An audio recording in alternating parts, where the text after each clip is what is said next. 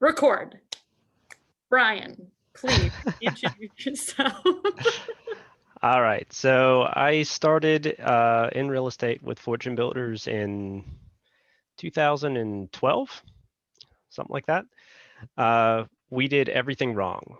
I think my wife and I would be a shining example of about the worst students. You know how they say that they're going to interview you and not let you in if you don't do certain things? They should never let me in. They would have been better for everybody. So it took us 2 years to do our first deal. When I did that, I lost my partner's entire retirement fund. I managed to lose $90,000 on a $130,000 transaction. He was way cooler the second time I lost his retirement fund. So it does get easier, just in case you find yourself in that particular setup. After that, we got up and rolling, figured out the system, started doing what they taught you to do.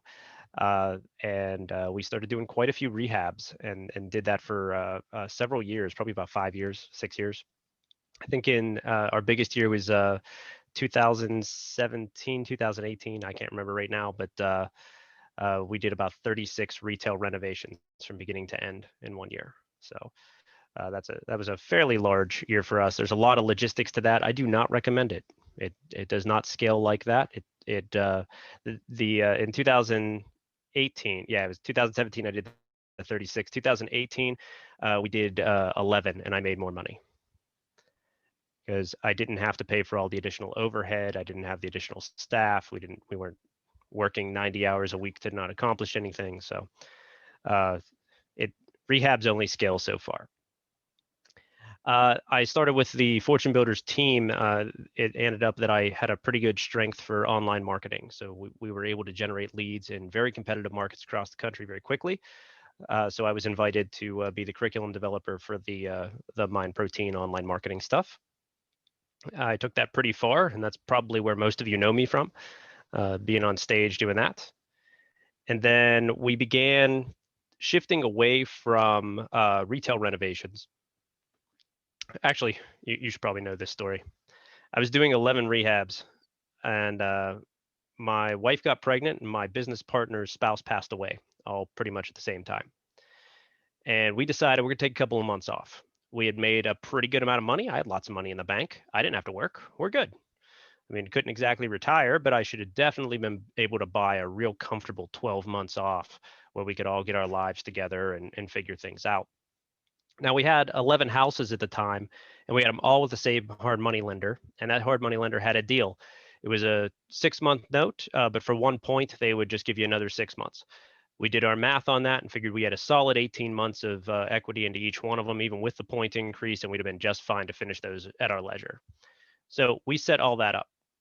I got off a plane in Detroit, and my lender had gotten bought out by JP Morgan, who decided that they weren't going to do any extensions at all. So I got 11 notices of foreclosure. Ooh. We had to move really, really fast and take the first refi option that came to us, which, as you might imagine, is not the best refi option. Between my business partner and I, we had to bring $500,000 to closing. Good news was we had it. Bad news was that was it. that was hunting for change in the couch, tapping us out. So we pulled that off, and my wife and I are sitting down after that closing. We're like, okay, we just grab another house and flip it. It's not like we don't have access to private money. It's not like we don't know how to do this. It's a really simple system. We can go out, work for a couple of months, make a couple $1,000s. We'll be fine. And we realized that we made a bunch of money, but we didn't generate any wealth at all. None. I needed a couple of months off for some life stuff, which is undoubtedly going to happen, right? And I immediately found myself flat broke. So we had created a high-paying job. And as far as I'm concerned, that's all flipping ever is. And if you really listen to Than, he's telling you that too. They divide it very carefully into the active and passive side, don't they? You don't make any, you can make money flipping houses, but you don't generate wealth. So it took us about a year. We reinvented our business model and switched completely 100% to doing passive income. All I care about now is rental property. Last year, we bought 108 units. This year, I'll probably buy 400 and we'll likely sell another 1,200 to other investors. So we're dealing in a slightly higher volume than most investors you're likely to talk to anytime soon. And it just takes everything that we built over the last decade plus. You think the marketing is interesting to find one rehab? Try finding 150 units a month. It's a bit different to pull off something like that, right? And you need to understand a lot of different stuff. So everything I'm going to share with you guys tonight comes from the point of view of somebody who deals in a very large volume with the intention of never letting go of equity, because that's the only way I get to keep the wealth, right? So getting paid out, that's all well and good. We help others do it by taking a quick payday, but for my own investments, I keep it all. So any questions on what I mean by that? I'm going to look at things a bit different than others you've talked to. All right. I think it's awesome because I mean, these guys all have heard my stories and I know we've had some, but I just like knowing that, like, you know, I've seen your stuff. I've seen your wife's stuff. I've seen how successful you were in the flipping business, but then just to hear that there's stumbles is just like Elda, like all of us, we can't give up on the stumbles. But what we're going to hear from Brian tonight, hopefully could be, and that's Marie's driving force is passive income, and it needs to be, and it is mine. And I had some, but it's just that. So I'm super excited about that. So that's what I have to say. Cause just that, Cool. Don't give up, people, but let's find out what else we need to do. You know, so here's a bit of a point of view difference. You can take it something that you might have done on your first day and then you didn't dare do once you got into fortune builders because they take you down a different track, is just say, how much money do you want to make? You know, if you say you want to make $1 million, great. So that's a very fair number. You want to do it in a year because, you know, what good is it if it takes you 5? So, all right, $1 million in a year. You going to pull that off flipping houses? There are a few markets you could do it, but in yours, how many houses do you have to flip to do it? What's the cost in marketing to acquire that many transactions? What's the logistical overhead? How many additional construction crews do you need to hire? How many hours a week are you going to have to work? What does this really look like? Is that a viable path to $1 million? Maybe it is, maybe it isn't. I don't know. That's something worth answering for yourself. How about 10 million? You pull that off? Flipping houses, maybe wholesaling? How about 100? When we talk about scale, a lot of you guys were in Mind Protein with me. Remember those 4 levels? We talk about, you know, you're a startup, which basically Fortune Builders is all positivity. So I wasn't allowed to make a level 0, so I made it level 1, but you aren't doing anything yet.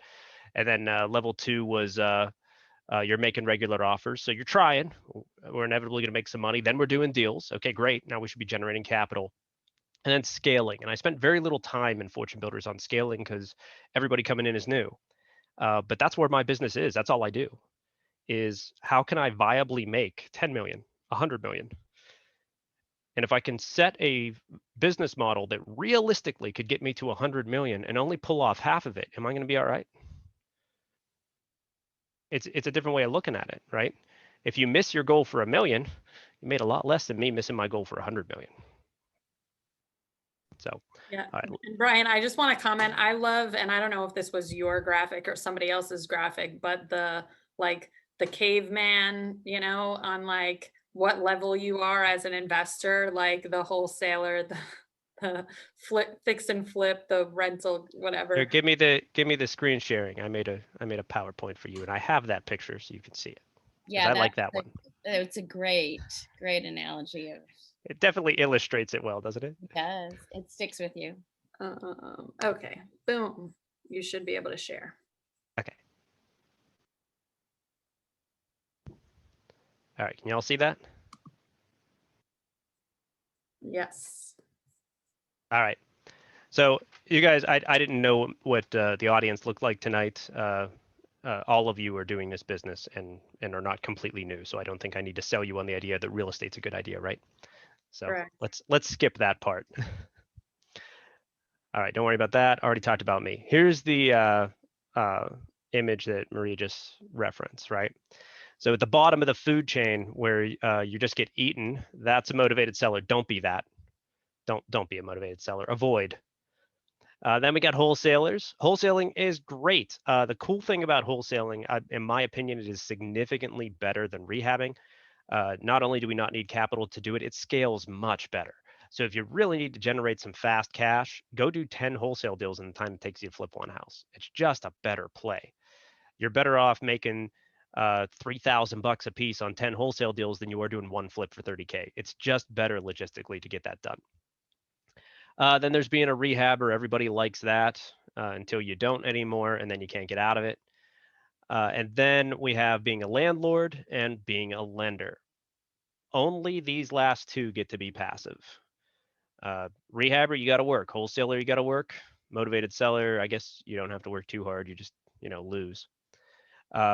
Landlord, you are only going to be passive investor as a landlord if you use professional management.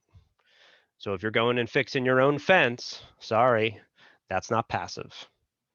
You are not making a little extra money by not paying a manager. You're turning it into a job of tenants, toilets, trash, grass, and cleaning up after your vacation people. So anytime I look at any kind of rental property, every single time that is going to involve management. If the financial isn't good enough for you, then I got a couple awesome horror stories for you about tenants murdering their landlords that ought to convince you it's a good idea. One of the more fun ones lately was one tenant murdered his landlord and then fed him to some badgers. That was pretty cool. And another one chopped off his landlord's head with a samurai sword. So Wait, is there going to be movies about that, like Tiger, whatever, Tiger? yeah, I never even watched it, but I don't even know. But wasn't there a tiger feeding there or something? yes, that happened apparently, and a very Okay. interesting reality show. Allegedly. All right, so got to use management to make it passive. Being a lender actually can be active, but it's passive by default. An active lender is what we would consider a short-term high-risk lender. That's your rehab lenders. They have to go out, they have to vet you as a borrower, they have to vet the project. They usually charge a couple of points and double-digit interest for that. That's all normal. And then their biggest challenge, if you've never thought of it this way or never been the lender, is keeping their money in play. So if they are charging you, let's say 12% interest, and your rehab takes 9 months, and you give them back their money, they're not making interest now. So they got their 9%, but until they find their next loan to write, their money is what we call economically vacant or monetary vacancy. So it's sitting there, and on an average, they're not going to make that 12%. It's one of the reasons they need to charge so much. So that's active lending. Passive lending is simply to take it out longer than a couple of years. So that's what banks do. Banking is by far the best business model on the planet. None of us can compare. They take your money and they lend it back to you at interest. I don't think I can beat that. That's really good. All right, so the big picture goal is the only way to build indestructible generational passive income is through your rental real estate portfolio. And the only way to build that portfolio is to acquire as many great rental properties as possible very quickly. Before everybody got on the call, we talked a little bit about the US dollar. If you watch any of the economic news, they'll talk about how basically the Fed is printing crazy amounts of money. They are not slowing down those printers. I'm pretty sure they're building new ones. And how that's going to cause inflation. Well, technically, the US dollar should have inflated like crazy already. It hasn't, and it's not going to quite yet. And that's because it's the world reserve currency. So if I'm in Mexico and I'm going to do a deal for Canadian dollars, I'd actually take my Mexican money, convert it to US dollars, and then convert it to Canadian. So it's the stopping point for all Forex transactions on the planet. It is extremely likely that the US will lose that status within the next 10 years, possibly within the next 4. Once that happens, we will see significant inflation. That number is going to go up quite a bit. So the US dollar will lose valuation. When we're talking about acquiring investments that will survive the US dollar suddenly be worth nothing, real estate still holds up really crazy well, because all we have to do is start taking our rent in a different denomination. They can pay you in gold bars, Bitcoin, carrier pigeon, whatever you happen to like as a form of currency. It's all good. All right. So it holds up to that, where a lot of other economic vehicles don't. If you're in the stock market and the US dollar is suddenly worthless, well, issues, right? Okay. So anatomy of a rental property. We can have a single family that's 1 to 4 unit. That's this is lender terminology. This is how lenders look at them. And a multi-unit is over 5. The biggest difference between these two is how lenders value the properties. At a 1 to 4, it's going to be a sales comparable. And at 5 or more, it's going to be an income approach. A rental property that cash flows in my world needs to hit what we call the 1% rule. I'll explain that in a second if you don't already know what it is. But this is something you can look at in about 5 seconds and know whether or not you're being sold a shitty rental property. If it doesn't hit the 1% rule or better, it's not going to be that good.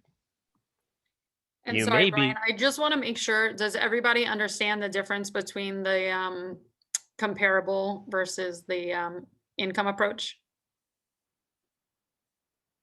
We're all good with that? Everybody got it? Just wanted to Okay, double cool. check.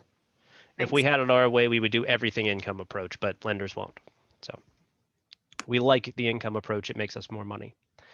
Okay, I'll explain the 1% rule more in a minute. So if you don't know what that is, just bear with me a second. You need to be located in a good rental market. I'll define that for you in case you aren't sure what that looks like. You need to acquire it with proper financing. There is financing that is good for rental property. There is financing that is absolute crap for rental property. And lowest interest rate is not a defining feature. And you have to have great management. If you blanked out when I was saying you need to have somebody professionally manage it, just remember that it's not passive unless you do, and you might be murdered. So you do need to have management built into every investment you make, period. And no one should ever know you own it. All right, single family or multifamily as far as investment classes, which should you be after? There are seminars out there and gurus of all sizes, shapes, and forms who will tell you up and down that one of these is better than the other. Here's how we look at it. For our scaling purposes, there's absolutely no difference. I couldn't care less. It's market specific supply and demand. In Pittsburgh, for example, large multifamilies, 10 unit and above, those are really rare. There's not a lot of them. And when they do come on the market, they tend to come on the market 1 or 2 cap points less than a comparable singles or smallers. So it's really hard to buy them cheap enough. They don't cash flow that well. In other markets, you may not be able to buy a single family home that would cash flow to save your soul, but if you could get a 50 unit apartment building, it would work kind of, sort of, maybe kind of. So that's a market specific question. They are appraised differently. This is the income approach versus the sales comparables. And I will just briefly do that just in case it's not clear to everybody. The sales comparables is what you guys learn as house flippers or wholesalers and all that. You're going to go out, you're going to find other properties that are similar construction within the same geographic area and what they sold for. And we're going to take 2, 3, 4, or 5 of those, and we're going to average that number together, compare it to our property, and say this is about what this property is worth. So that is how we do sales comparable valuation. Income valuation is a little bit different. You take the amount of income that property makes, and you multiply it by some equation. It depends on the appraiser or the lender exactly what it is, and that will tell you exactly how much that property is worth. A really easy way to do it in your head, though, is it's 100 times rent. So every dollar of rent it makes, it's worth 100 times that. Done. All right, it is easier to liquidate single family property. You can also partially liquidate. If I have 30 units in an apartment building and I really need some quick cash and I don't have a ton of equity, I'm not going to be refining that. The only thing I can do with that property is to sell the whole damn thing. If I own 30 single family properties, I can sell 2 or 3 of the singles, make myself some quick cash, and carry on with my life. But it is easier to increase the equity in those multifamilies. If I basically make $100 for every dollar of rent that I get, all I got to do is raise everybody's rent by $5, and I just made tens of thousands of dollars. COVID screws with this a lot. We are seeing the whole country is appreciating at a much higher rate than usual. All of it. Rents are going up faster. I can give you guys likely reasons for that, but the reality is that everything is happening quicker. I have a coach that we go to specifically to help scale our business. And one of the things he says that I absolutely love is he said, if you think real estate is expensive now, just wait. So that's absolutely what we're seeing too. Okay, so Brian, this might be a premature question, but just based on what you're saying and this being a business for you, are you running into COVID-related non-rent payments? No. And that kind of stuff? We risk adjust it. It's negligible. It's barely a rounding error to me. Okay. All right, BRRRR or turnkey. So BRRRR, if you guys don't know, that's buy, rehab, rent, refinance, and turnkey is it's all done for you. So a BRRRR done right is an infinite return on refi. What I mean by that is you have no money in the deal. So we probably had to spend some money. We had to put some money down with our hard money lender or private lender, whoever, to get the deal going. We did our construction. We put our tenant in place. We're making some money. We go to probably a bank, most likely, and say, hey, give us a loan. They stroke you that 30-year mortgage. You pay back your lender. You pay back yourself. There is no money left in that deal. And this property, after its mortgage payment, still makes money. That is an infinite return. No money in, money comes out. You won't find that deal in the stock market. Okay, so that when you're calculating to do a BRRRR, we want an infinite return. If you can't make it to infinite, your BRRRR kind of sucks. Don't do it. All right, it's just a rehab with you as the end buyer. So if you're doing some rehabs and maybe selling that rehab is frustrating, you might want to consider this because you won't screw yourself as a buyer. It's a lot easier to refi it to sell it. And I had to do this last year because of COVID. I had a rehab that I went to put on the market April 1st, you know, right? The midst of the height of, we don't know what's going to happen because of COVID, like March, you know, the second week of March was confusing, third week, but April 1st, even the bank shut down and we're like, we're now loaning people money. It wasn't an April Fool's joke either. And it wasn't. And so we couldn't sell it. And by May 1st, I just got furniture in there and started Airbnb in it. And guess what? Airbnb was still doing really well because people wanted to get the heck out of their house and go somewhere. So we, you know, after a few months renting it on Airbnb, we refinanced and cashed everything out. So yep, I'd like to do that more. Yeah. It works even better when you do it intentionally instead of accidentally. Yes. All right. You do have to have good management for it. All right. Just like everything else, this is not passive unless you do it. I do have one exception to the management thing for you guys who are going to do this locally. The only time that we won't use professional management is when we are doing a rent to own or a lease option. And that's because they paid me so damn much. I just want them to, you know, they're going to take care of the asset if they give you 10% down. So you're much less likely to have an issue.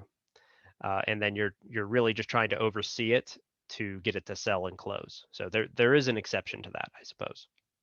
But if you plan on keeping it, definitely have management. They should never know you're the owner. If you ever have to go to one of your rental properties for some reason, then you represent property management. You're simply an employee.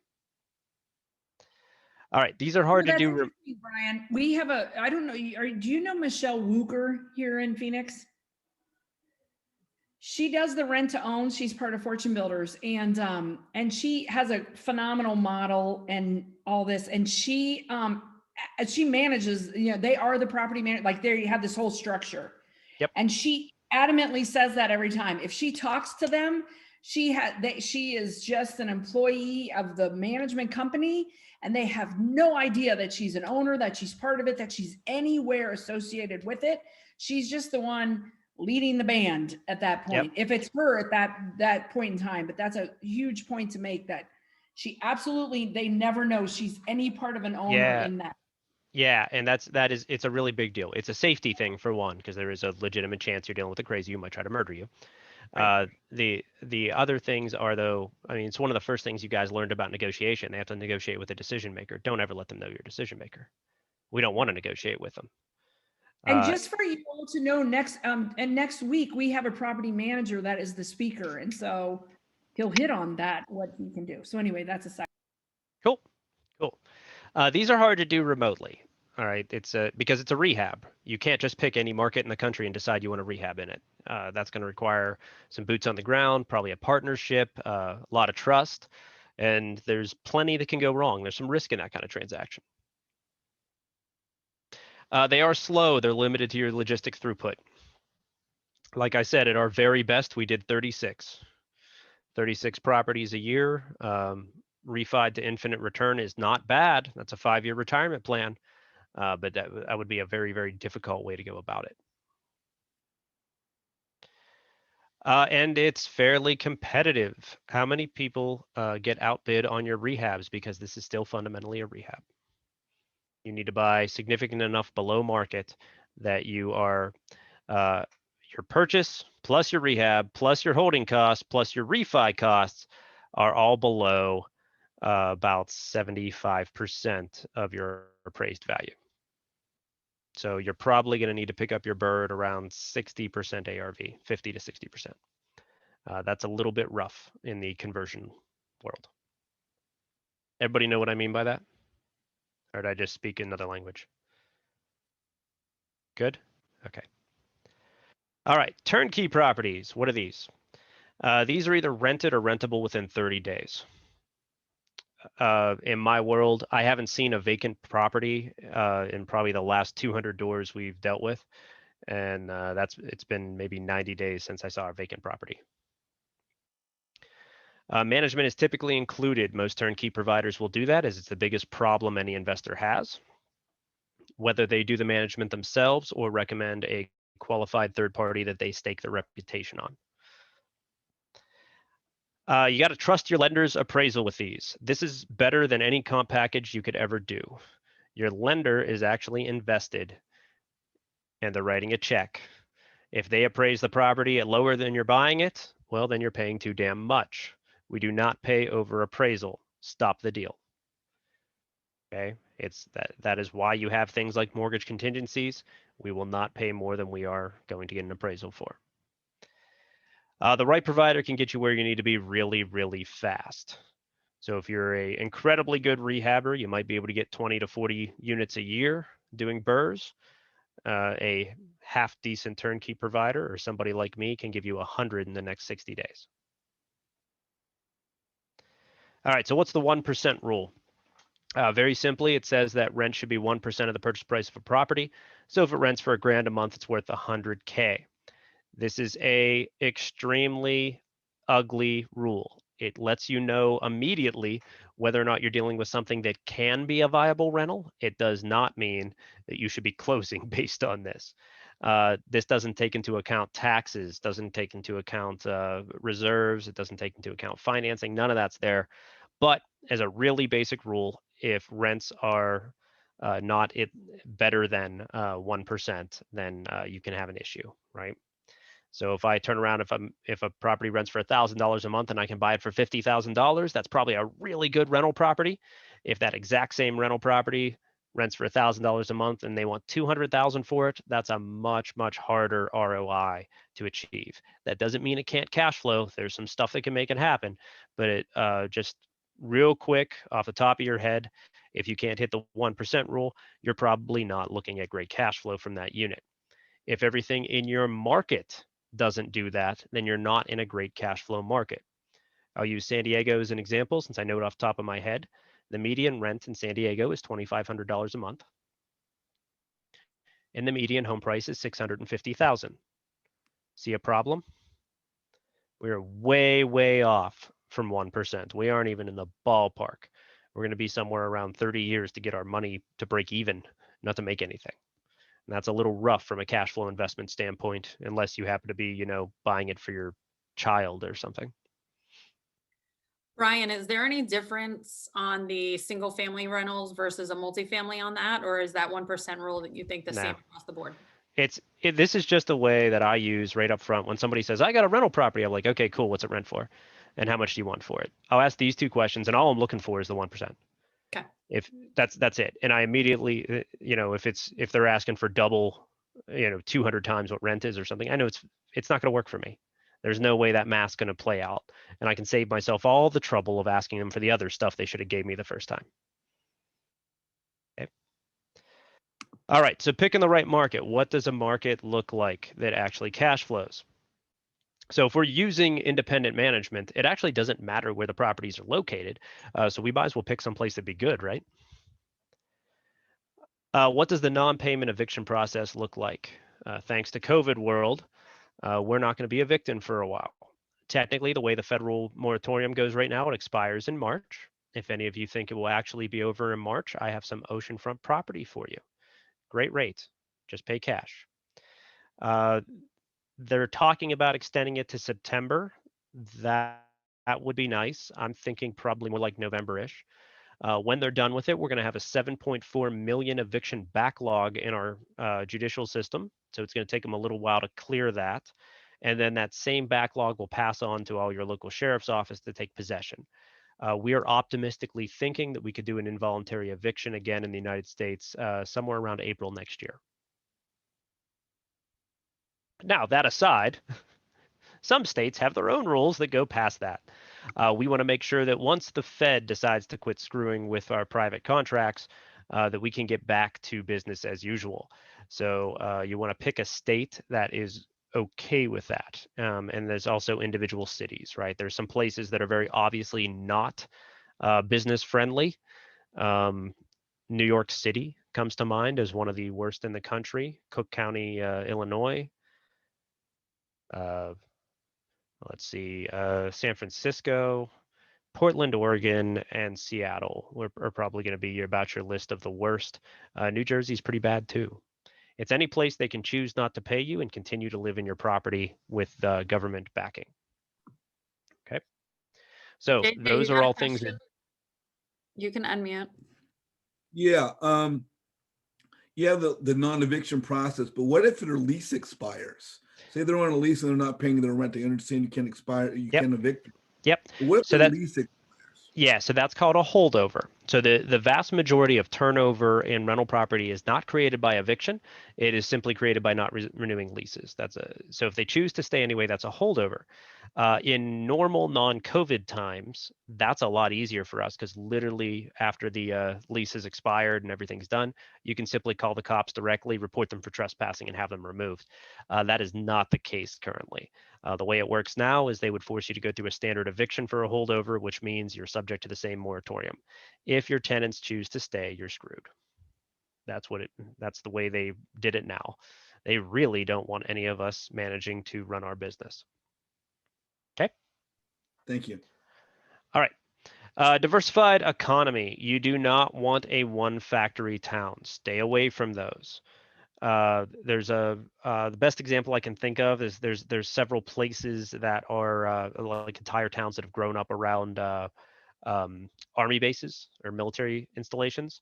If the military decides to move that installation somewhere else, that entire place becomes a ghost town. If you own 5 city blocks of it, you now have a problem. So we want to make sure that there are multiple ways for people to be employed in a diversified economy. If something like a COVID hits and all of your tenants were in the service industry, you're probably hurting really bad right now. Or if you were in a tourism town that was very, very seasonal in its in the way it operated, and now that's not a thing because everybody's afraid of dying, right? Those things are a bit dangerous. When we're looking for long-term stability, I want multiple, very safe industries. I'm looking for medical, I'm looking for technology, I'm looking for education, I'm looking for industrial, you name it. We want a bit of everything, and we want quite a bit of employment in that. It better be measurable. What about college towns? And I know because I say that they used to be the place to be, and now the colleges have been hit. So do you count that at all in that diversified economy, but that diversified portfolio of people? Yep. So that's so college towns that's one factory. What else do they have? Because if they have nothing else, you're in trouble. Right. What happens when you hit the generation that comes after mine, whatever the hell they call that, that is absolutely disenfranchised with the idea of higher education? They're not interested. They're not going to pay the bill, and they're not going to be saddled with the debt. As a culture, they're going to back away from that. If you bet your next 40 years of investment on people continuing to pay a couple $100,000 for a gender studies degree, you might be in for a rude awakening, right?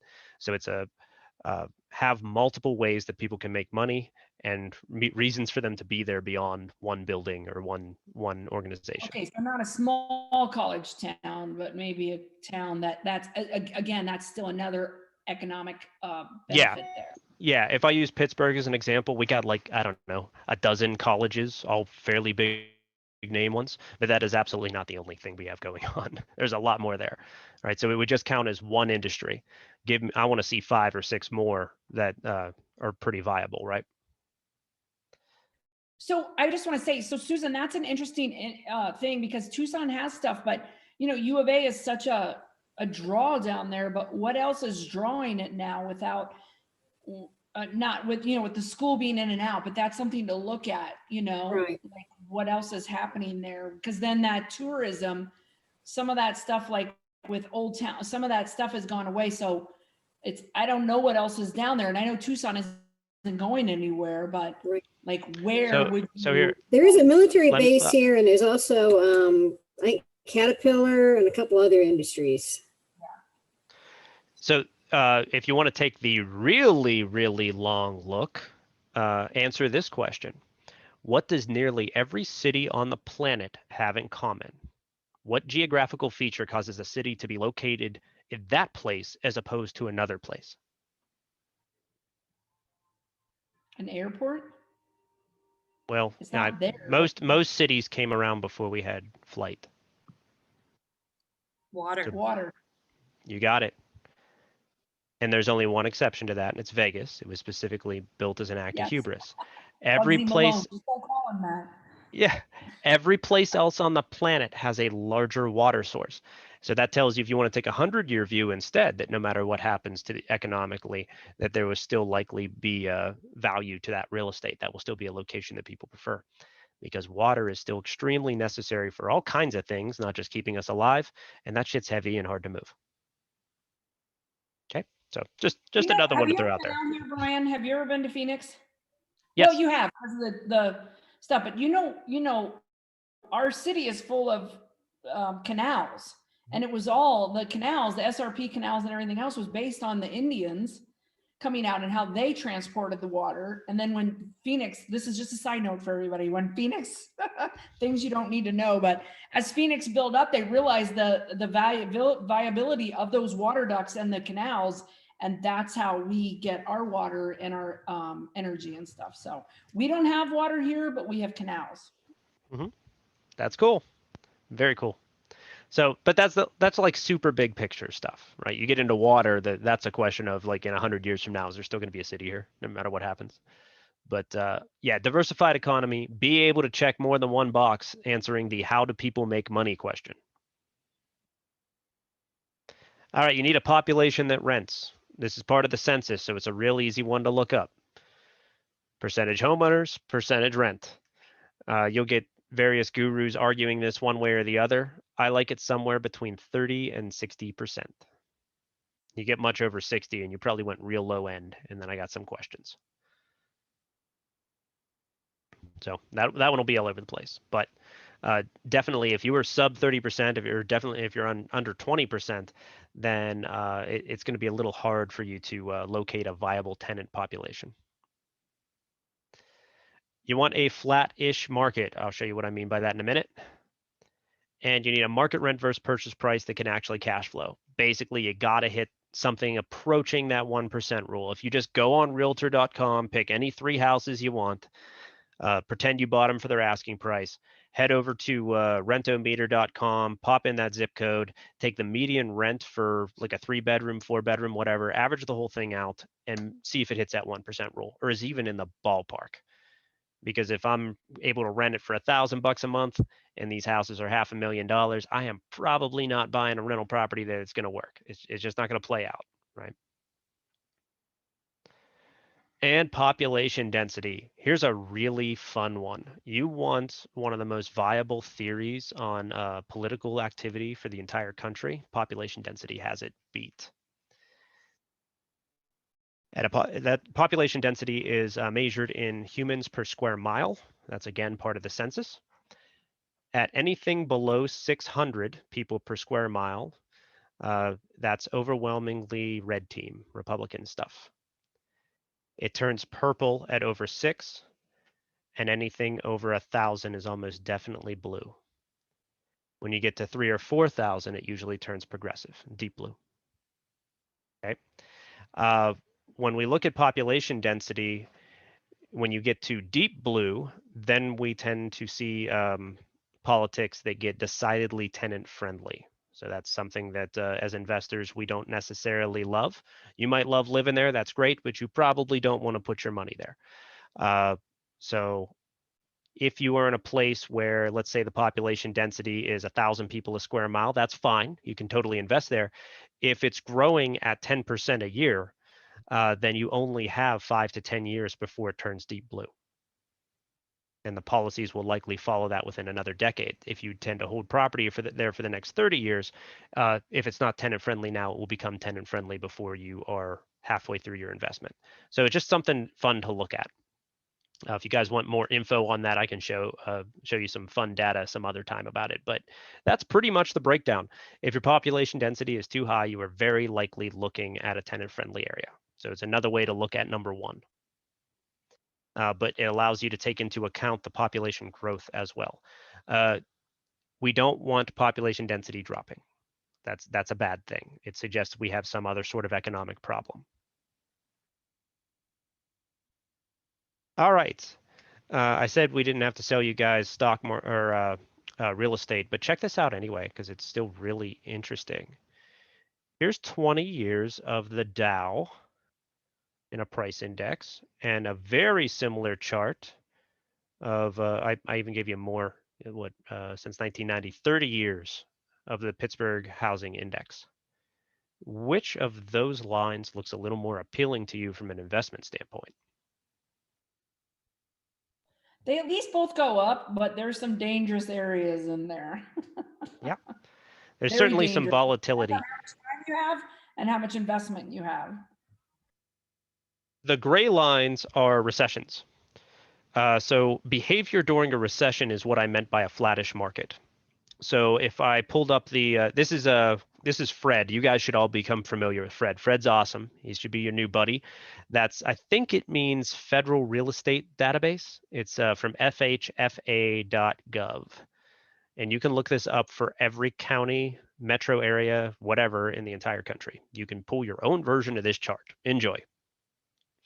The gray lines are those recessions. What we're looking for in a flattish market, I want to make sure that when those gray lines happen, because they will, it's a natural economic cycle, I want to make sure that my real estate line looks absolutely nothing like the Dow.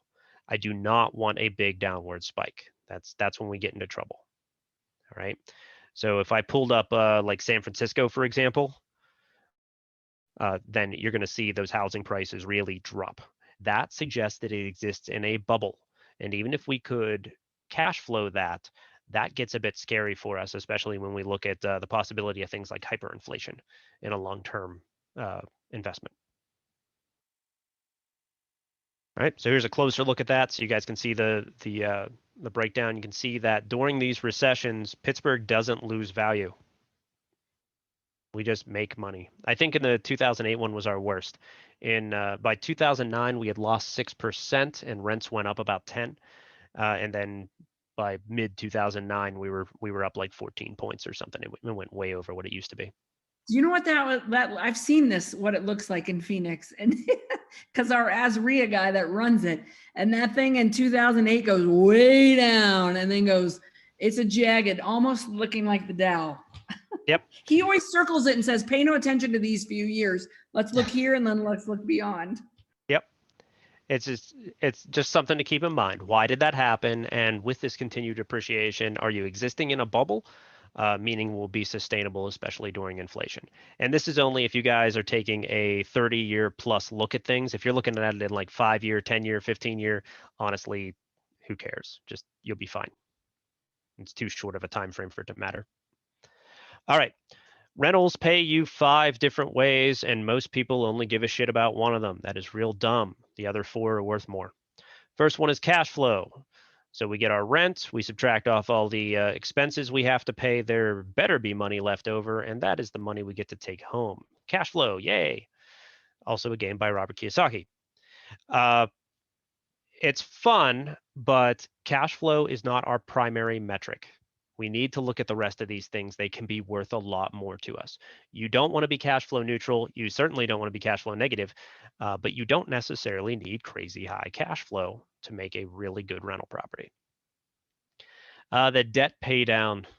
Oh, do I love this one. I'm going to explain more about this in a minute, but in essence, you can take the principal gain on your mortgage each year and consider it to be income. It is a non-liquid stream of income. We only access that when we sell the property or refinance it, but it is very real. That's actual money right there. It happens to be a bit of money that I really like. Depreciation. The IRS lets us write money off of our taxes every year just for owning real estate. This is one of the single biggest income streams we get as investors. Ignoring this is way dumb. If you are investing using your retirement account, too bad, so sad, but the IRS is not going to let you double dip. You will not get depreciation. You can't use tax deferred or tax-free money to get tax write-offs, which is very sad, but I don't make the rules. I just have to follow them. It's an inflation hedge. Let me explain more about that later, but short story, the dollars we pay them back with are worth less than the dollars that we borrowed off them. Also, we raise our rent every year by a minimum of inflation, meaning we can ignore inflation in our long-term ROI calculation. And then appreciation. This is one that you really should not bet on. Appreciation is our real estate version of the stock market. However, it's a pretty safe bet at this point. We are seeing crazy, crazy appreciation across the entire country. That is not unique to any market as far as I know. Everybody's seeing a lot of appreciation right now. Real estate is simply getting more expensive. All right. One of my favorite terms in all of real estate, risk-adjusted return. This means that risk and reward are basically an economic law of nature. So if we talk about locations to buy rental property in, usually we use the political correct commercial investing terms for that. So we'll call a super nice, great zip code, we call that an A neighborhood. And then we have at the opposite end of that spectrum, the ghetto that nobody actually wants to live in and they might get stuck in, and that's a D neighborhood.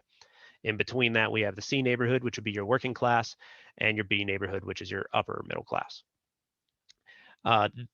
Which neighborhood is which is an opinion. So when I discuss those, I always combine them. I say it's an AB market, a BC market, or a CD market, because one person's B market is another C market. It got confusing. So I just started combining them all, and you can make your own life choice. But if we are in a AB, a higher end type market, you're going to pay more for those properties. They're going to be really nice properties as far as location goes. We're not going to have issues with crime. It's going to be very, very nice overall investment, but you're going to pay a shit ton more for it. So it's not going to cash flow that well, if at all. So AB stuff we usually categorize as capital retention, meaning you don't really get any cash flow on it. You're going to get those other income streams. We're going to get the depreciation, appreciation. We're getting all that stuff, but we are not likely taking home a very high direct ROI. BC stuff is your balance, and then CD, our lower end stuff, we're going to not pay nearly as much for these properties. They're going to rent for a lot more compared to what we bought them for. Those tenants may be economically unstable, or they might be on Section 8. The term we use for folks that do that kind of thing is we say they live harder. So they tend to beat up our properties a little bit more. And for you rehabbers out there, it costs just as much to hang drywall in the ghetto as it does to hang it in a mansion. So percentage-wise, our repair costs are quite a bit higher. So that is our risk. Even if you're on Section 8 and you have essentially guaranteed income and likely very little vacancy, depending on where you're at there, you might have to set aside a good chunk of that cash flow to offset the repairs and management issues that you will run into as part of that. Okay. All right, costs. It would be really, really cool if we just got to take our rent check and pocket that shit, but unfortunately, reality. First one is our pity party. We got to pay principal, interest, taxes, and insurance. Taxes only go up big thing for 2020, this has actually been my one of my biggest deals in the last couple of weeks here, is we're seeing insurance go up really substantially. So if you haven't had to buy owner policies for renters insurance or builders risk policies, you're likely going to pay quite a bit more for those this year. It's we're just seeing that That's across the board. interesting because, you know, they were all giving us COVID discounts because we weren't doing as much or whatever. So insurance companies are in it to make money, not to help us. So they just had to be like, Yep. oh, look what we're going to do. And now we're going to take it all back from you. Yeah, well, it's you know, it's the special family discount. I'm going to give you half off and charge you double. Right. All right, so that's the pity party. Expect your taxes and insurance to only go up. Principal and interest generally fixed unless you got yourselves into an ARM. Most of the adjustable rates we get into, there's nothing wrong with them, but I prefer them to be assessed about every 5 years, not every one. You will be paying for management. Get over it. If you think you're saving your 10%, 20%, 30%, or whatever the hell you would have to pay for it, you're not saving anything. Build it into the investment and make sure it cash flows anyway. Vacancy. Vacancy is two things. That is physical vacancy. I don't have somebody living in my property and paying me rent. And economic vacancy, the one JJ asked me about. That is somebody living in my property and not paying me rent. That one sucks a little more because I can't fix it. Those come out of the same pool of reserve. Repairs. All the stuff that normally breaks. We do differentiate between repairs and capital expenditure. Those are not the same thing. And any utilities not paid by the tenant. If you got a multifamily, you are definitely going to be paying for things like common areas and things like that. All right. So when it comes to rental property, I have these in here as percentages. We got management, vacancy, and repairs all as a percentage. If you have one rental property, I meant to make a slide for this. I forgot all about it. The order that we pay for shit in. First, I have my reserve. So if I have my vacancy and somebody doesn't pay me that month, I cost that against the vacancy reserve. Once that vacancy reserve is out of money and I still need more money to pay for those costs, it comes out of my cash flow until I don't make any money that month. Once it's eaten all of my cash flow, it's called an owner contribution, and that really sucks. That's when we have to write a check to the portfolio. I'm allergic to those. I get very, very red in the face and yell a lot when I get exposed to a owner contribution. So we want to avoid that piece as much as possible. To do that, if I bought one rental property, we would keep what we call a static reserve, meaning I would take my nightmare scenario for vacancy, which at the moment is really bad, but let's pretend no moratorium because this number is going to be bad enough without me helping. Let's say it's going to take us 3 or 4 months to get a tenant out of there, right? And then we're going to have turnover on top of that. So I'm going to need to save enough money to do that. That's holding costs, taxes, insurance, and all that stuff for that entire time. Then on top of that, not instead of or concurrent with, is an extra. I'm going to need enough cash to deal with at least one catastrophic repair. Dealer's choice on that, but we usually do a roof. So if I have one unit that was $100,000, rented for $1,000 a month and had $800 in holding costs, I would have about $12,000 set aside to put a roof on it, and about another $5,000 or $6,000 to deal with any vacancies and turnover that came from that. So my $100,000 property would cost me the better part of $125,000. That doesn't make you cash flow very well, does it? It's real painful. Most landlords do not do it that way. But if you want to be safe, that's how you need to do it. Until you have enough properties that you can set aside a percentage of the income those properties make every single month to cover the same thing. See, not every house needs a roof every month. But if I own a few hundred of them, I likely will have a house or two a year that does need a roof. And my reserve should cover that. Does this make sense? Everybody get it? Nod your heads. I can see most of you. Okay. You have to have enough properties that percentages can even begin to make sense. If I have 5 doors and one of them goes vacant, I'm at 20% vacancy. That's a big number. I got issues. If I have 100 doors and 4 of them go vacant, that's within my 4% vacancy, isn't it? It's not a big deal. I just set aside a couple percent out of every single rent check that comes in and I'm good. Same thing with my repairs. I'm going to have a couple of repairs a month. If I got to do, I don't know, let's say we got a clog and a blown up hot water tank, I'm probably out $1,000. Well, I either have to have that 1,000 is security set aside, a static reserve, or I own enough units that the 3 to 4% I set aside every single month for repairs cuts me a check for more than $3,000. And then I can afford to do all that every single month and not worry about it. Does this make sense? All right.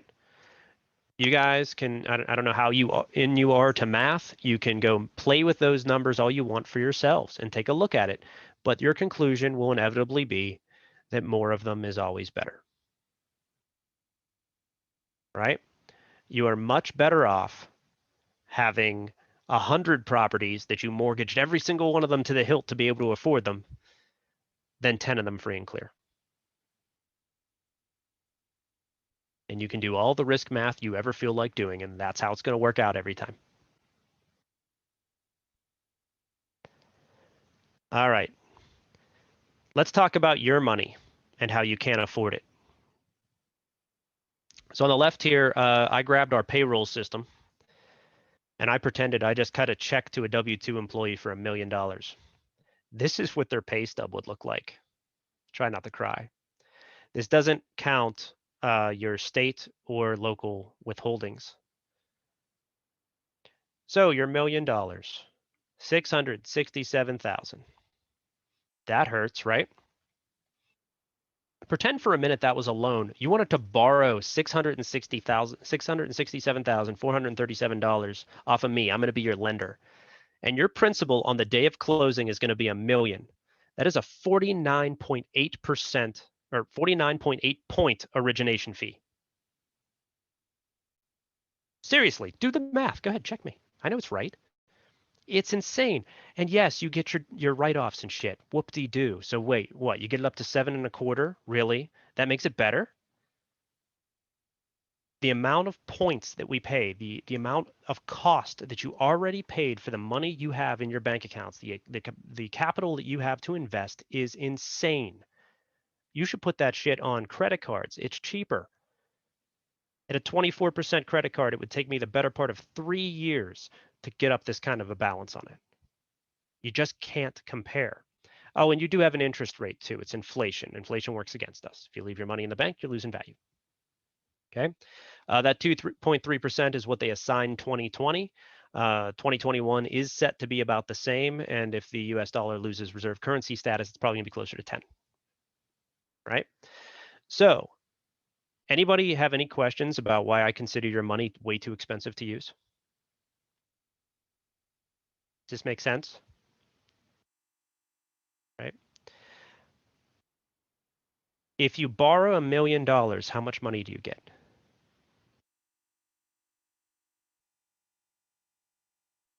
Get $1 million, right? How much taxes do you pay on your borrowed $1 million? You need a calculator? 0. Yeah, it's the only tax-free money in the world. Borrow $1 billion, you get $1 billion, but go out and make that shit and see how much you get to net. It's not even close, right?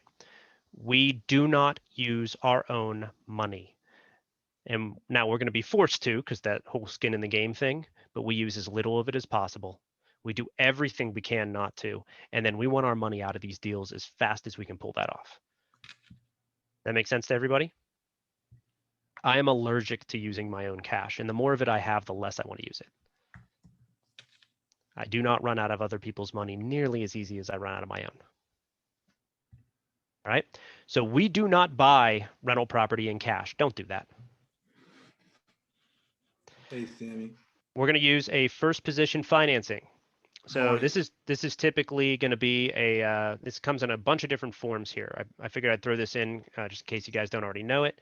This is usually thought of as a bank, but it's any first position lender, anybody who's going to pay the majority of a acquisition. So first kind that you're all probably familiar with is our residential Fannie Freddie lenders. This is going to be your FHA stuff, your USDA stuff. This is the cheapest money we can borrow, period. Full stop. There is no comparison. I think an FHA loan is running at about 2.9 or 3% right now on a fixed 30-year, and you're going to get, I think it's 96.5% financing. Beat that deal. As investors, we can't touch it. You are the guarantor, and the lender has full recourse. In the event that you do not pay that, the lender is going to destroy you. They're going to take the asset back, and you're not going to financially be okay for quite a while. All right. Everybody can have a max of 10 of these. Sometimes they're called the golden 10. It's 10 per social security number. So if you have yourself a spouse, you can get 20 of these. You're also able to then, like you could get 5, 6, 7, 8 of them, and then refi them all together under one loan, and then that becomes just one counted against you, and you can free some up that way.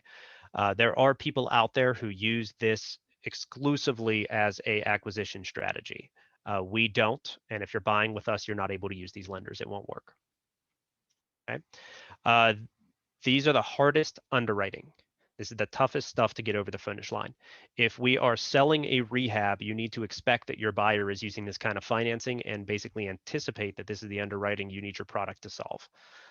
So be ready for those appraisers to be acting like home inspectors and insist certain things get done. Right? On the complete other end of the spectrum, we have non-recourse lending. Non-recourse lending is a much lower loan to value. We see these anywhere between 40 and about 65% of the purchase is what they'll lend on it. Higher rates from banks, we can see it usually anywhere between 6 and 15%. Points are also really normal here. Look for all that stuff. The main reason that these get used is if you are going to buy property in a self-directed retirement account. One of the things you have to do with a self-directed is we have to have non-recourse lending. The objective when we use this kind of lending on a passive income property is to make sure it's not cash flow negative. That's it. You're not necessarily going to make a lot, but if we can get to even a 2 or 3% return, that's great given how much we have to pay for that lending. Okay, but it allows us to own those properties and buy them within our retirement accounts. There are pros and cons to that. Generally, with it coast to coast, we discourage you from doing it quite that way. There's other ways you can use retirement funds to acquire much larger stuff and keep all the goodies that you get for not using retirement accounts. And then the last way is kind of a hybrid between these. It's a commercial type of lending. They're more concerned with the asset, but as long as the associated entity has a tax return showing less than $10 million, it's still going to have personal guarantors on it. The loan is against the entity and the asset, but you still get underwritten. We still go through our own credit checks and all that. But in the event that they foreclose, they're not really coming after you as much. They're much more going to be going after the entities and the assets. So it's a degree of separation, but it's not full non-recourse. There are no limits to how many of these we can get, and this is our go-to. This is how we finance pretty much all of our transactions. Right now, none of these, even the FHA, which is about as close as you're going to get to it, will give you 100% financing. In commercial world, you're looking at anywhere between usually 60 to 80% is the loan to value that you'll find from just about everybody. The ones we use are 75% loan to value. That other 25% and all associated closing costs, guess who's paying for that? Yep, reach in your wallet.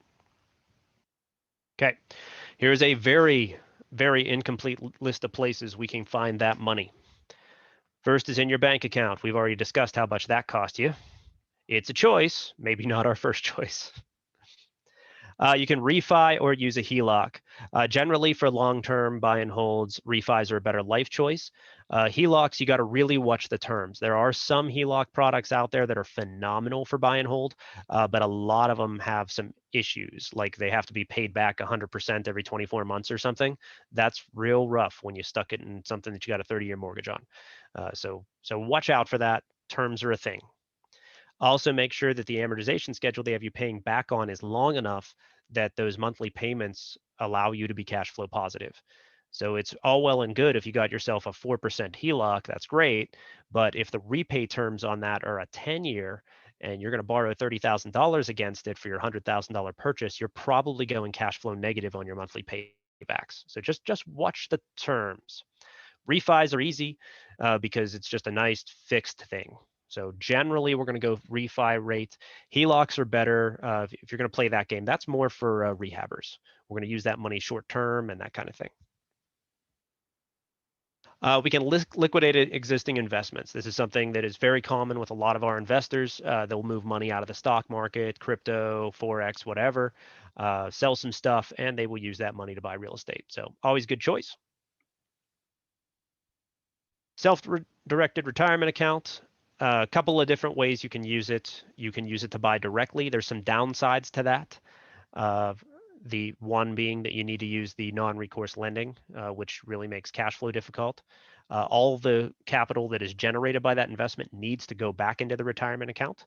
You're not allowed to pocket any of that. So there are some downsides of that. There's ways around it. They usually involve partnerships. And my personal favorite, somebody else's money.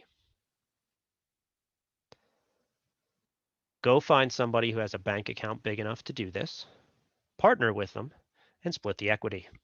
It's a hell of a deal. Okay, so money partnerships can work absolute wonders.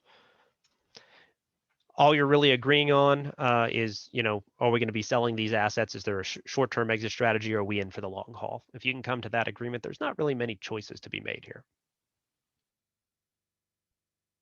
All right. Okay, so here's a this is a little piece of financial genius. So I bought about $10 million in real estate last year, and that we keep in our portfolio, and that cost me $0.00. I don't spend my money on real estate. I like other people's money. This year we'll buy about 400. I intend to keep my budget about the same size.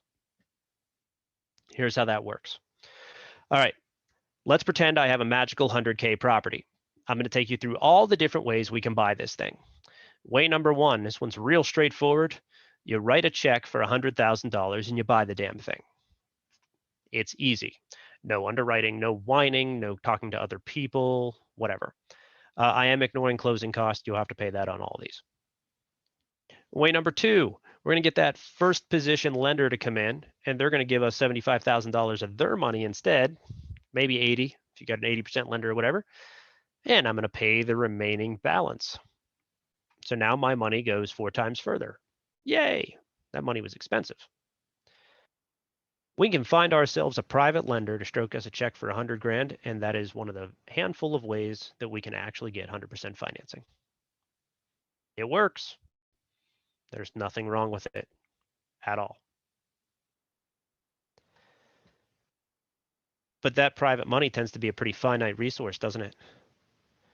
So why don't we get the bank, who doesn't tend to run out of money, to be in first position and make that go 4 times further?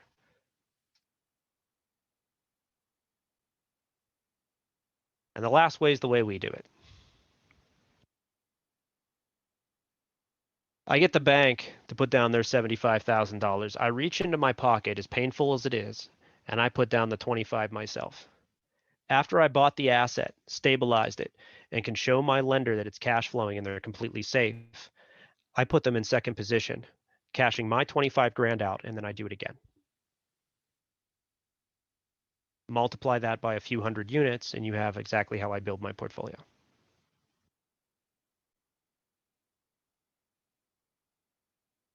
That, guys, is financial genius.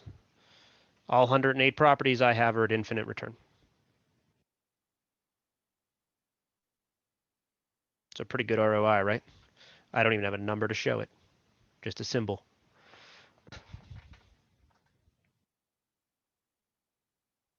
All right, these are the methods we use primarily. This is basically the best way to go about it. If I got a bunch of private money, I really don't want to use it to buy a property in cash. That's not great.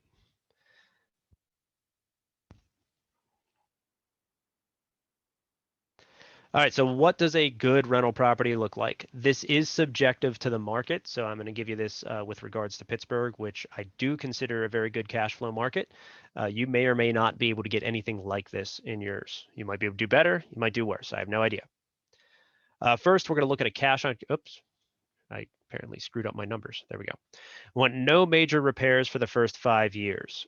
Your property, your portfolio will not be able to afford it. So if the property has anything,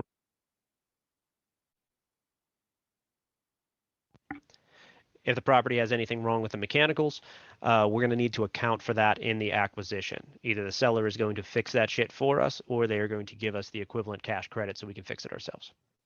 You're not going to be able to afford to replace roofs and furnaces and broken foundations and all that stuff rehabbers do in that first 5 years. We simply don't have the equity in an asset like this to be able to do that. So we have to account for it up front. I'm looking for a cash on cash return of 9 to 11%. If you don't know how to calculate cash on cash return, we'll talk about that separate. The property must appraise. Must appraise.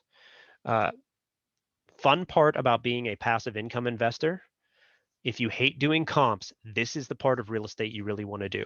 I don't need to run comps, ever. It's not important. My lender's going to do it. I don't have to. Actually, their appraiser's going to do it. As long as the number they appraise it at is what I'm buying it for, we're all good. And appraisers only work one of two ways. They will either appraise it for sale price, or they will appraise it at less than sale price. You will not get an appraiser to give you a number above. It's just going to go at purchase or below. So even if you have comp showing that it's $30,000, $40,000 in equity, it doesn't matter. Appraisal will be for sale price. We want the property rented already or rentable within 30 days.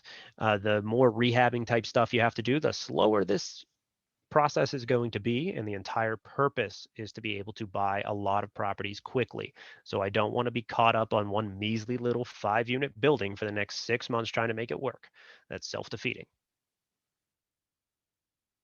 And then we're going to look at the portfolio far more than the individual unit. So if I have somebody, like usually we buy off of landlords. So I have a landlord who wants to liquidate their entire portfolio.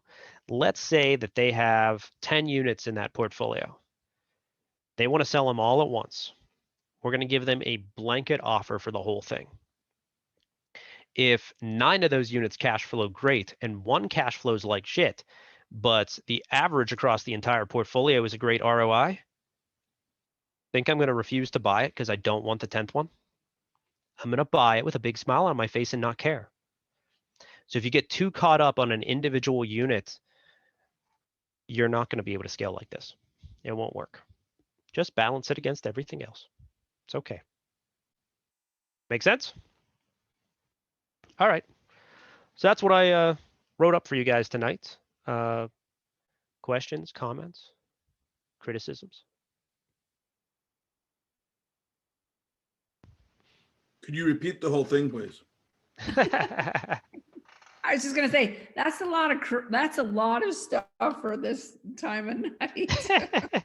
Holy moly! I'm glad she recorded it. It's awesome, Brian. So am I. I'm glad I recorded it because I was getting some text messages on a lease to own option on the side here. So I missed a little bit of that. And it was the good part too, because you were talking about cash out refinancing with the second position lien holder. And I was like, I got to deuce that on some of my properties. So yeah, it's a really easy sell. It's crazy easy because it's an existing cash flow asset, right? It's already been underwritten by a professional institution. You're not going to out underwrite a bank. So even if I'm an amateur lender, if First Commonwealth Bank or like Bank of Mellon, New York or somebody already decided to give you 75% of this, you're probably good, right? So I can stroke a check for that difference.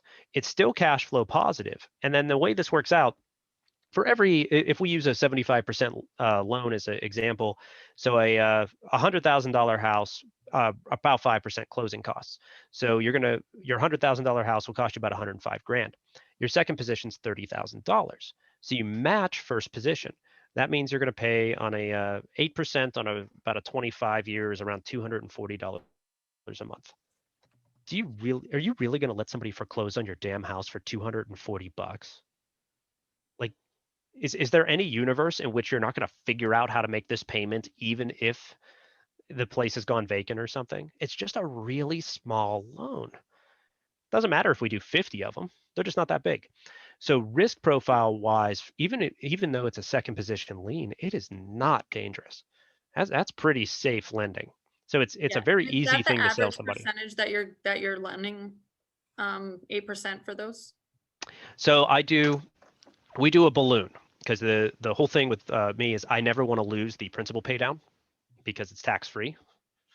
And basically every dollar I make that I have to actually take as income or capital gains is excruciatingly painful because I have to give most of it to the government, right? So I want as much tax-free gains as I can get. So when I'm looking at a 25 year, we're going to refi it in 15 years no matter what, because that's 50% pay down. So when I'm looking at a second position, we'll usually do a 25 or 30 year term with that to keep those payments where they have to be to so it cash flows, but I'm going to balloon it. Even if you wanted to leave your money with me 30 years, I'm going to be done with that asset and refi it in 15. So we'll have to recycle the money some other way. We'll go put you on a new asset. So the way we do it, you want to lend to me, it's the longer you leave the money with me, the more I'll pay you.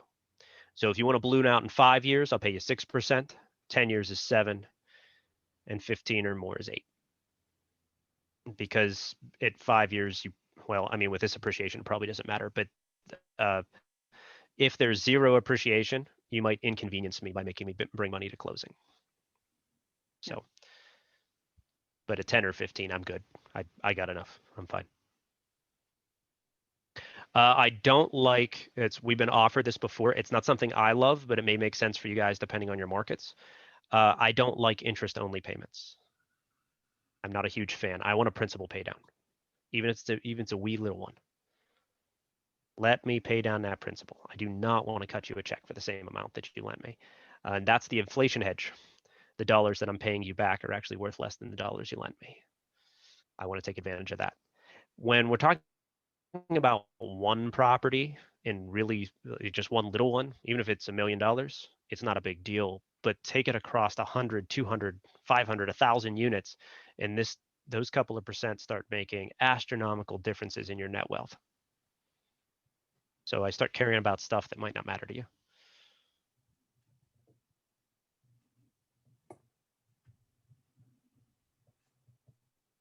What else?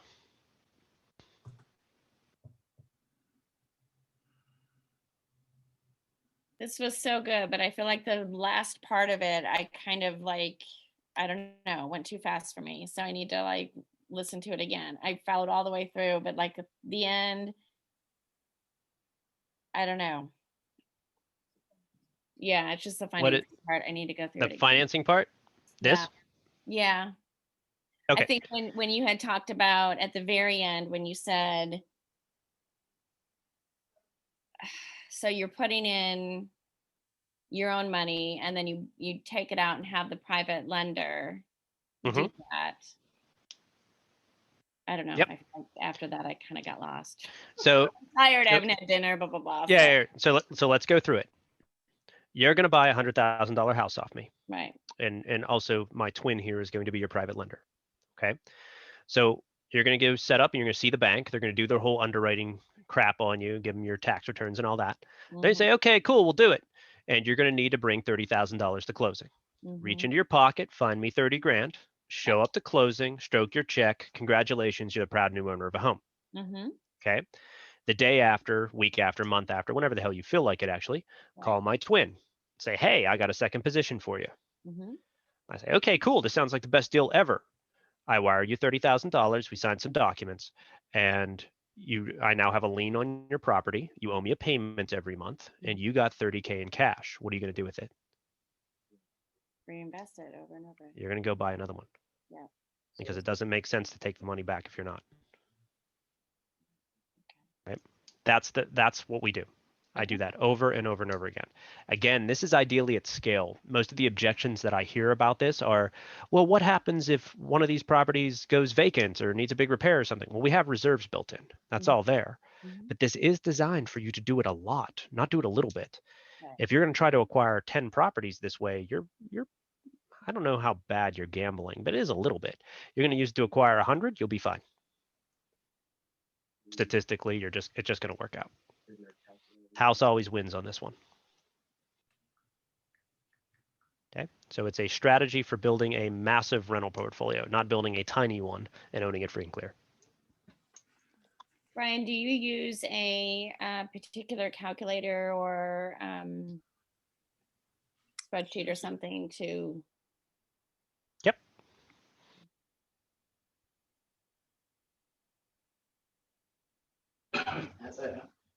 He's switching screens. Looks like that. The question too. Hmm? I'm asking Wendy if she's got a question. Yeah, I will, but Louis was asking me something, so I was talking to him. Yeah, so all these do. I do not personally like the Fortune Builders passive income analyzer. It leaves a whole bunch of shit out that I need. I don't like the math. So this one's ours. It just has, it breaks it all down. I put in my financing terms, and the most important number is this investor cash at closing. How much money is this actually going to cost me? How big is the second position? I don't think you are sharing the correct screen. Oh. Still seeing your presentation. Hold on.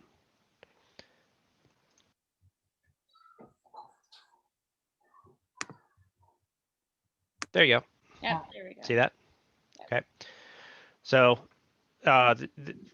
this breaks down everything and all the math. It's all open. So if I click on something, it tells me up at the top how it's calculated. So I can actually go back through and say, does that actually make sense? Is that really a value that I want that way? So there's no mysteries in here. And then it breaks it all down. So like this is a duplex. We're going to buy this duplex for 228 grand. All the associated costs. It's going to cost me $65,800 at closing. It's going to make me $6,720 a year, and that gives me a little bit more than a 10% annual return on that money. Nice, right? So I can say that's a valid investment. We're going to go ahead and buy that. I come down here and it'll give me my individual breakdown. So these units combined rent for $2,300 a month. Here's my reserves, management, taxes, insurance. And then we can apply it. We have a depreciation calculator. So if I put in what tax bracket I operate at, so you can talk to your particular accountant, what's your situation, right? So this could be higher or lower depending. We raise rent at least by inflation. So here's a 5-year outlook. So I just put 3% in here, but lately it hasn't been going that way. I'm thinking it's going to be more like 10. So what's it look like if we could actually raise rent 10% a year? Holy crap, this is going to be a real nice thing to own in about 5 years, right? And then appreciation, which we have sitting all by itself. But if I turn around and sell the thing and it appreciates at 5% a year, here's what it looks like in a couple of years. So how much equity am I gaining across the board? So we break all that down. And these are the values we end up caring about, right? Awesome. Okay. So wait, where do I get a copy of this spreadsheet? No joke. You tell me you're going to buy $500,000 in property off me, and this is how I quote you. Done. $500,000 in property is going to cost you $150,000. I don't care if you partner together to do it. It doesn't bother me. Just don't try to get a divorce during my closing. That'll get you at least 5 properties. So depending on how things work out. Like I said, now you know why I really have to quit my job, because that 401k money that I'm gonna get when I leave my job is just gonna more and more of these. Gonna burn a hole in your pocket, Murray. I know. I'm like, I got at least 200k in that 401k, so I gotta turn it into something. Screaming. Yep. And if you got a partnership, then there's ways to use that by lending that to your partner that they can use it. And so there's some workarounds. but you're treading on some gray zones when you do it. So, but if you follow our philosophy of the money's only going in there long enough for us to get a second position in it, then you're fine, because by the time anybody would notice, it's back in your account where it belongs with interest. It's only if you want to leave it there a couple of years, you're starting to do some fuzzy stuff if we start pulling depreciation out of it. Speak to your accountant and tax professional. I'm not a lawyer. Disclaimer, disclaimer, blah, blah, blah. Well, Brian, What's I your can question? say that, you've basically, I've made most of these mistakes that you said not to do. I've learned quickly. You know, we sold the first property today, so that is no longer going to be a problem. The second major mistake I made, I bought a property in Arkansas through the Passive Income Club through my self-directed 401k, and I bought it outright. Okay. And you just specifically said, don't do that. Well, it's why, right? Now a neat thing would be, has that property appreciated enough that you could refi it and take all your retirement money out? If you can get it all you out, just you can start. froze. Oh, there we go. It's if you can refi it completely, get all your retirement money out, you can start claiming depreciation and be getting principal pay down and not have to put all the money back into your retirement account because you paid it. So start thinking that now it may not have the valuation to do that. I don't know. It could take a couple of years, but start thinking about how will you refi it completely and get it out. I'm going to start looking into that. I don't know the Arkansas market, so I'll just have to see what I can figure out on that one. But all right. Yep, you can call a bank or two, and I mean, an appraisal's $500 or $600. Yeah. Buy one. It can be worth finding out, right? Absolutely. This has been great. You know, I am really at a point in my development here. You know, I just started in real estate a couple of years ago, less than 2 years ago. You know, so I've learned through a few bumps in the road. I'm still trying to figure out where I fit here, and I'm still leaning towards this passive stuff. Did the rehab? Yeah, it was okay. This is great. This has helped solidify, you know, what I think I already know. So I'm really adamant on the education, right? Not just because I came through Fortune Builders, but we're huge on this. We always want to learn and have somebody driving us to next steps. So I have a coach who's I've hired to get me to $100 million a year. And what they are harping on me about more than anything is they hate that I do transactions where I don't keep equity. They're basically like, you're throwing away money, you're an idiot. So when we sell you guys rental properties, we're doing it so you can, build your own portfolio and your own wealth. But from their point of view, that's really stupid. I've accessed and used our expertise to get a hold of a valid asset, and then I'm just letting it go for a paycheck. I'm stupid. So something you guys can think of, even at a very different scale, is how many times are you blowing your equity chances for a payday? How many things can you do that allow you to hold equity, even if it's not a lot of equity? 5%, 10%, that can be plenty. You might not have control, but when they sell it, guess who gets a paycheck, right? So if you start thinking about that, that equity is real wealth. And the primary metric that they actually switched me to for this year, I'm not allowed to talk about how much money I make anymore. The only thing that I am allowed to do as a KPI for the success of my business is equity created. Everything else is just window dressing. It doesn't matter. It's not wealth. It's just money, which is going to get taxed to shit and back, and I'm going to spend it anyway. Right. Wendy, I just want you to know that when I asked Brian to come on, I was specifically thinking of you. Oh, well, thank you, Marie. Yeah, you knew I was struggling with that property, so thank you.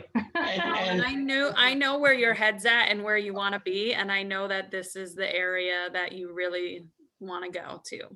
Yeah, this is what feels right for me in the time of my life. And, you know, I'm, you know, I've got my first grandchild on the way. You know, I'm trying to build a legacy here for my family and for my retirement. So this I know is the way I need to go. Yep. If the entire purpose is to make it generational, then I would take a serious look at a private asset trust setup as well as you're building it. Buy everything in LLCs because it freaks people out if you don't. But then you can switch the ownership of those LLCs to trusts, and that is a much cleaner path to passing those assets on without them ending up in some sort of probate or you know, arguments between family members who all want to cut, that kind of thing. You can spell that out for hundreds of years after you're gone. So it's a much cleaner path to follow.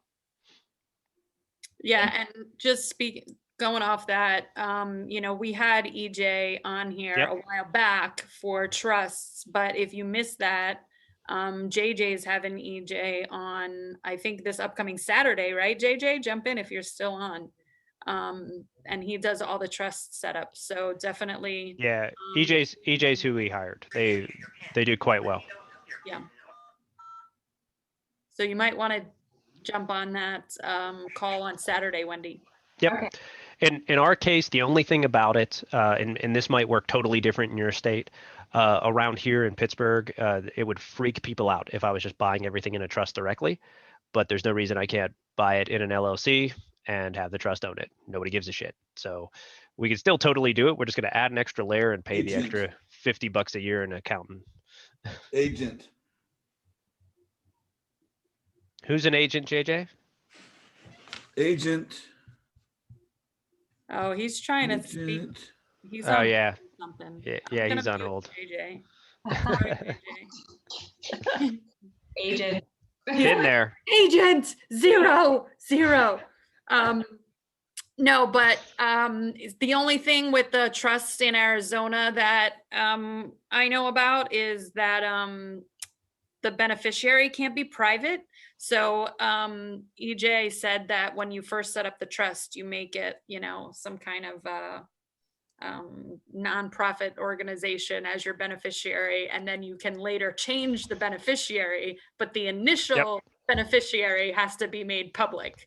Changing it doesn't have to be made public. So I thought that that was an interesting. Yeah.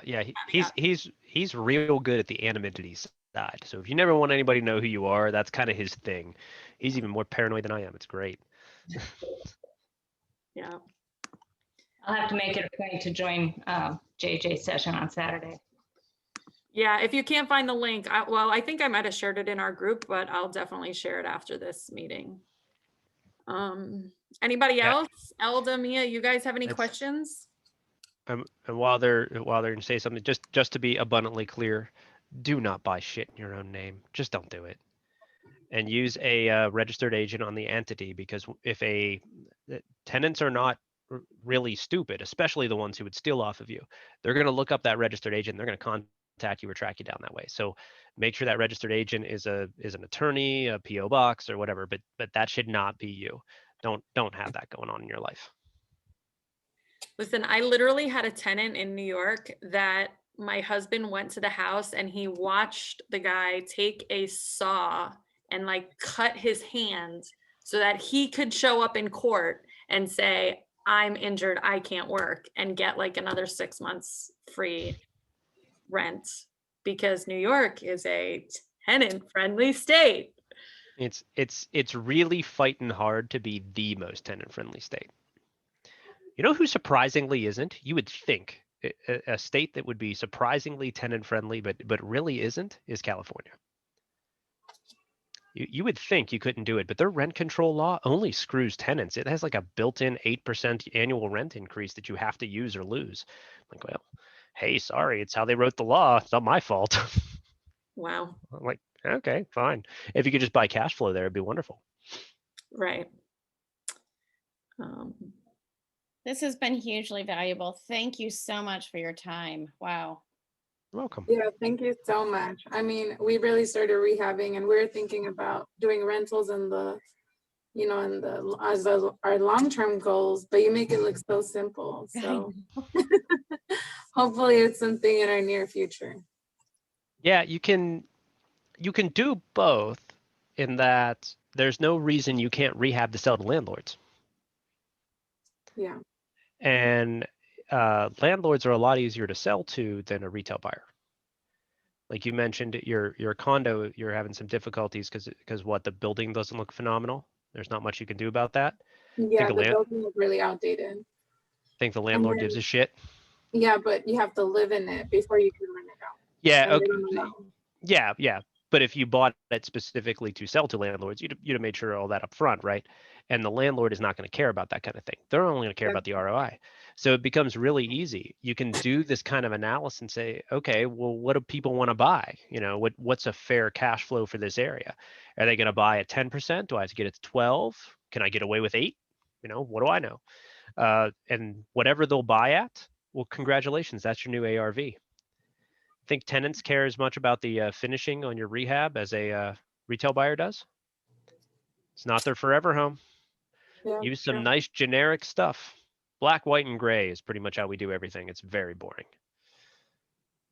Yeah, that's something we definitely look into in the future. And then you can keep them when you're done. So if you change your mind, refi them and keep them for yourself. Yeah, that's true. If you can't get them to infinite, sell 3, keep 1. Use the cash you made off the 3, live on a little bit of it, and use the rest for the refi. So there's lots of ways to play the game. Yeah, and Brian, I might have missed it earlier, but when you were talking about the different costs of financing, obviously we talked about, you know, the Freddie, Fannie conventional being the lowest rate. But right now, what are you seeing rates on the commercial side of things for like an asset-based loan? 4 to 6. Okay. And you're going to see banks tend to give the best rate, but they give the shittiest terms. So you have to balance this depending on the type of asset you're trying to finance. It doesn't matter Like how a good small local bank. Yeah. But they have a bunch of rules they have to follow, and they're not as able to flex with you as others. So it doesn't matter how good the terms are if you can't close. Right. So keep that piece in mind. That's like really important. So most of the banks, at least in my world, resist a commercial loan over 20 years. They don't like it. The problem with 20-year or lower terms is those monthly payments get real high. We get more principal pay down, which is sexy, but it gets real hard to get good enough cash flow to offset that. The metric they use, I don't know if you guys are familiar with this one, the banks primarily use a metric called DSCR, the debt service coverage ratio. You know that one? It's a simple number, but that's one of the things they really stick with, and it could be a little difficult. Most of the time, they're going to look for a 1.25, which means all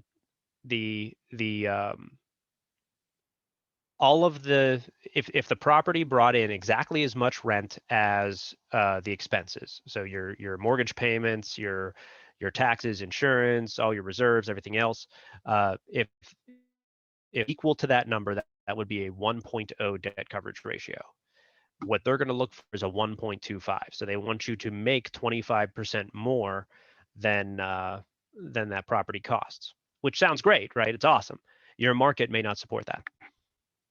And it can be a really difficult sell if they insist on giving you a 10 or 20-year mortgage. So now your monthly payment is so damn high that you'd need more like a 2.0 to pull it off. So acquiring a property that cash flows that well can be very, very prohibitive to us. So in those cases, we're not able to use bank financing. So when you just figure out their terms versus what you can actually get in your market reasonably. And remember, in my world, the goal is to buy a whole ton of these. So if the idea is that doing all this marketing, I can acquire 1 or 2 a year, that doesn't matter how good those individual ones would be. I'd be at extreme risk on each one of them because if they went vacant, I'm at 30% vacancy. So that doesn't work. I have to balance. We call this part the greed factor.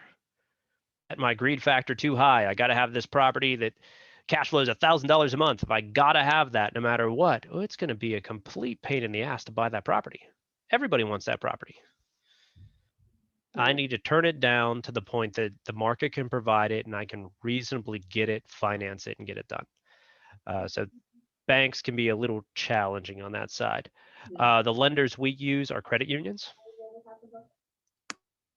which they're phenomenal. They're very specific to the locations they invest in. They are not national, but they within the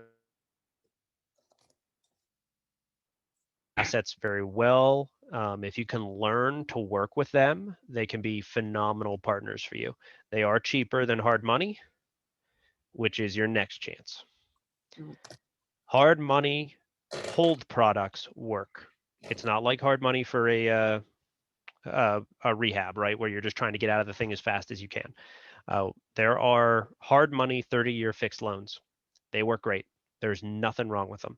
Those products can cash flow extremely well for us. So don't poo-poo the hard money. It can be a very easy one. Another thing that hard money will do for you that credit unions and banks will not is a quarterly credit check. That's real useful if you're buying a lot of property. Your credit score is not going to survive getting hard checks every week. It's harsh.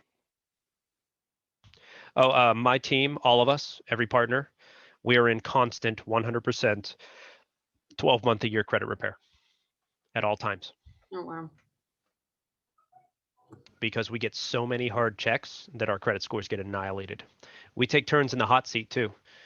We change the equity splits on our operating agreements to below 20%, so that they only do a hard credit check on the one partner we want. And then we edit them back when we're done by having a meeting with ourselves and agreeing that that's what it should be. Wow. That's genius, actually. Yeah, there's a use. Write that That's write the that stuff shit you need down. to know how to do so you can survive it. Yeah. Yeah. I just taught you guys something important. No, that's genius. So all right. Well, I know that I could keep you here talking all night, but we're already over our normal time. So I really, really appreciate you coming on. And I hope that anyone who wants a passive income property will reach out to Brian. Because Brian, I know as soon as I transfer my 401k money over, you're going to be the first call that I make. Sweet. Or go find yourself a private lender, then boom, you have enough money to buy off me. It's really quick. Yeah. I am at the moment, we're moving about roughly 100 doors a month at this point. And with my current buyer queue, you guys are probably looking at about 10 to 12 weeks before I could get your properties. So just so you know, whenever you get in line, in theory, I could get you something tomorrow if I find like a seller with 500 doors and we just got to sell them all. But realistically, it'll be a couple of weeks before we're able to reach you in line. Are you guys sticking to the Pennsylvania market right now, or are you in other markets?